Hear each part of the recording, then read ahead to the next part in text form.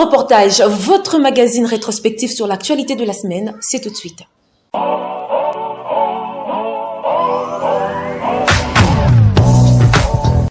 Plusieurs actualités ont dominé la semaine du 10 juin 2024. Le détail, c'est dans quelques minutes. C'était le mardi 11 juin 2024 dernier que le gouvernement souminois a été investi par l'Assemblée nationale dirigée par Vital Kamerhe. À cette occasion, la première ministre a présenté le programme de son gouvernement. Ce projet est articulé autour de 6 axes, dont 3 principaux dans le secteur économique.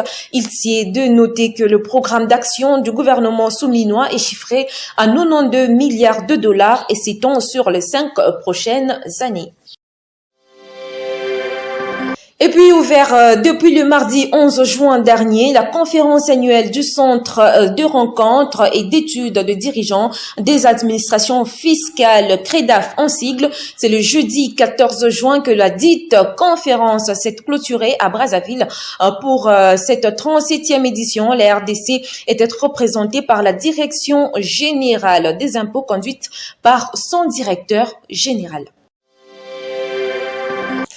Toujours dans la rétrospective de la semaine pour ce grand reportage, disons qu'au moins 300 femmes vulnérables dans l'Est de la République démocratique du Congo bénéficient de la formation dans le domaine de la production de bioéthanol à partir de la canne à sucre pour un usage médical, l'épargne et le prêt de groupe ainsi que le développement d'esprit d'entreprise.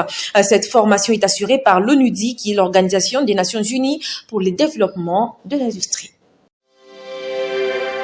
Et pour finir, la procédure de remise et reprise a été observée le mercredi et jeudi entre le ministre sortant et ceux entrants. Les membres du gouvernement Samalou Kondé II ont ainsi laissé place à l'équipe de Judith Suminwa qui prend fonction après investiture à l'Assemblée nationale. Le baptême des feux s'est bien déroulé devant les élus du peuple et a laissé place à l'étape d'après. Pendant ce temps, bien sûr, Constant Mutamba s'est fait remarquer de son côté par sa venue. Son entrée n'a pas été fortuite tant qu'il s'est amené avec un chien de race qu'il tirait seul à la chaîne. Constant Mutamba remplace à ce poste de ministre de la Justice et garde de Sceaux Rose Mutombo qui occupait ce poste depuis 3 ans.